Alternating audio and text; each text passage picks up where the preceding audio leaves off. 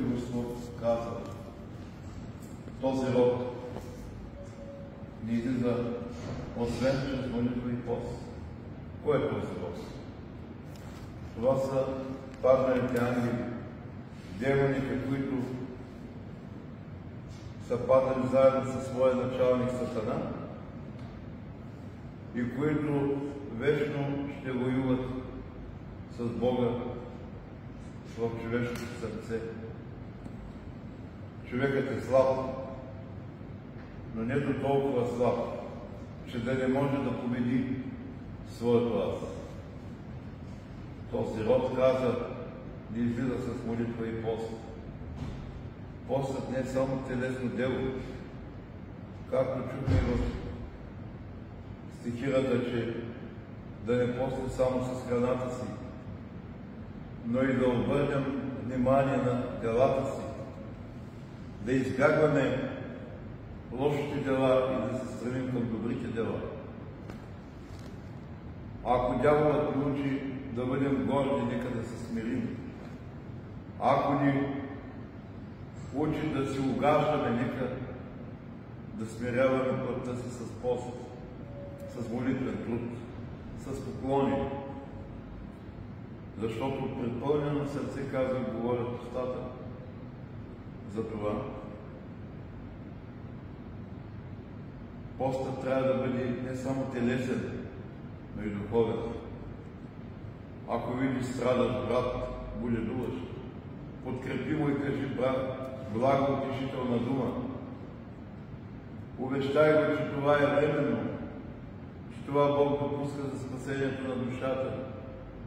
Посъветвай го и ако плаче, утеши го, че когато се може, Господ ще махне телесната болка. Ако видиш беден просек, не се скъпи да му дадеш. Колкото имаш, толкова му дай, но го направи за Господа, защото Господ вижда най-малкото нещо. В днешния ден, тази неделя е посветена също и на един преподобен учител на църква, наречен Свети Йоан Лесничник. Защо?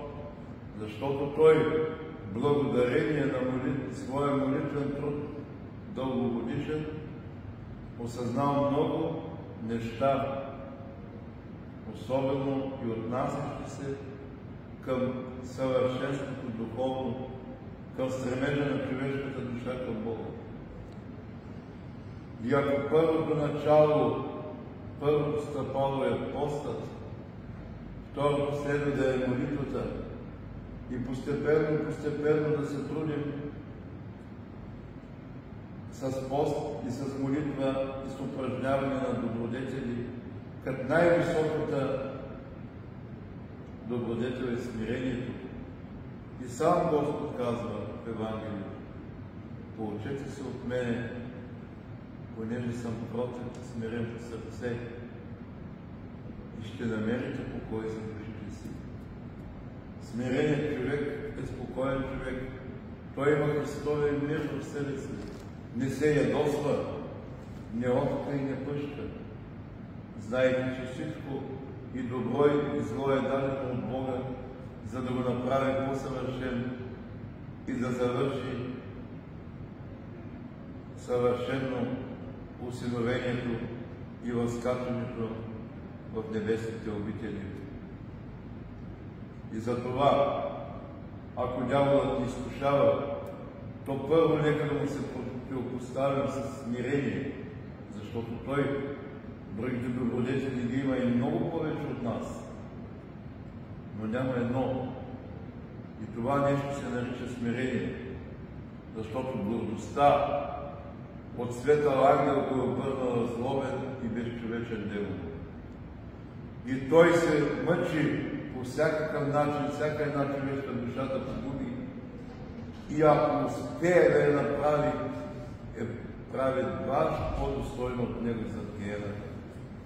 Затова трябва да внимаваме. И ето в тези дни на пост ние ги преисполовихме вече. Но в първата неделя ни се напомни, че трябва да имаме искрена вяра. В първата неделя ни показва църквата разумната молитва. Молитвата, произлизаща от разума и от сърцето, допълнена с смирението, допълнена с примера на нашия Спасител на кръста в предходната неделя.